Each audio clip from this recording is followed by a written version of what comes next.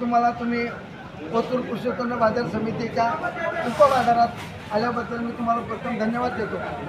कारण जो 10 एकर 28,44,44 लाखाला जी जमीन खरेदी केली आणि त्याला प्रखर विरोध आपल्या माध्यमातून करण्यात आला आणि आपण त्याला वाचा फोडली। सर्वसामान्य जनतेला काय चाललंय हे माहीत नाही, हे माहीत नसताना सुद्धा आपण त्या माध्यमातून जनतेसमोर प्रखर मांडले। मी तुम्हाला प्रथम धन्यवाद देतो। एक मिनिट संदीपजी, आम्ही 3 दिवसापासून वेतन वाच करत होतो।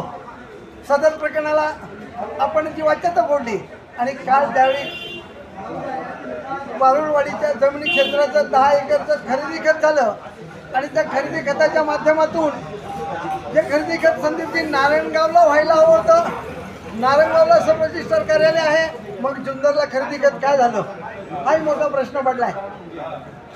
संदीपजी, ज्या वेळेला आपण हे माध्यम वापरलं आणि सर्वसामान्य जनतेपुढे शेतकऱ्यांच्या समोर हा विषय मांडला की झालेलं खरेदी खत आपल्या माध्यमातून प्रसार माध्यमांना आलं आणि सर्व जनतेला, जुन्नर तालुक्याच्या जनतेला कळालं की 28,44,44 लाखाचा झालेला महाघोटाळा हा घोटाळा करणारे कोण आहेत? कृषी उत्पन्न बाजार समितीचे सभापती संजयराव काळे साहेब। अतुल शेठला मी विनंती करतो, अतुल शेठ, अजून वेळ गेलेली नाही, आपण सुद्धा प्रखर आपली भूमिका मांडा। जर तुमचा संजय काळेंना विरोध असेल तोही मांडा, कारण जनतेला आणि सर्वसामान्य शेतकऱ्यांना कळायला पाहिजे दूध का दूध आणि पाणी का पाणी।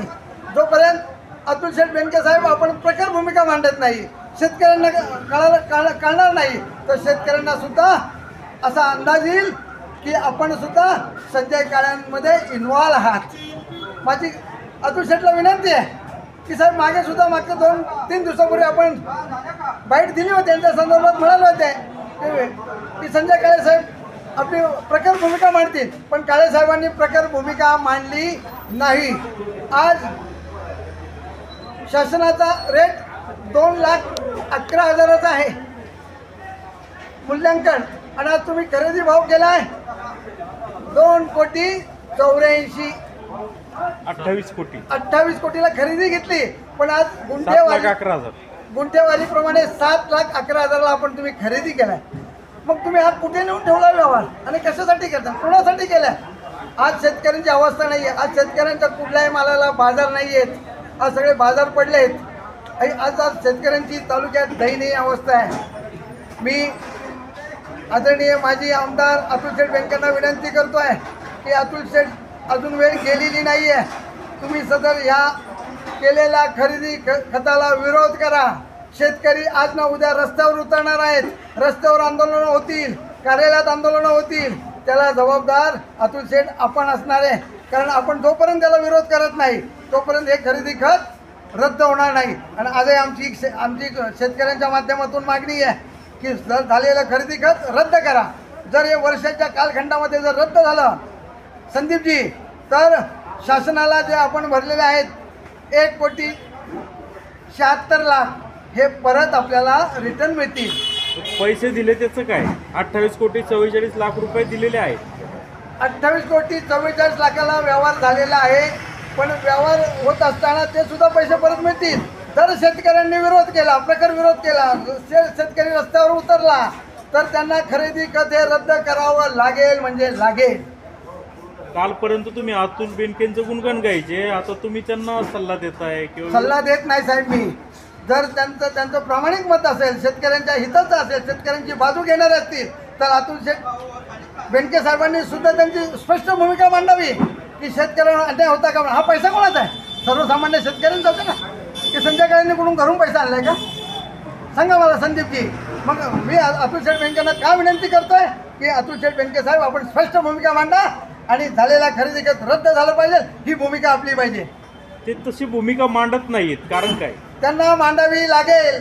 ज्यावेळी जनतेचा मोठा आंदोलन होईल, शेतकरी रस्त्यावर उतरतील, कार्यालयात उतरतील, त्यावेळी अतुल शेठ बेनके साहेबांना ही भूमिका घ्यावी लागेल। कारण अतुल शेठ बेनके संजय काळे यांच्या पक्षाचे आहेत आणि त्यांना तो निर्णय घेणं क्रमप्राप्त आहे।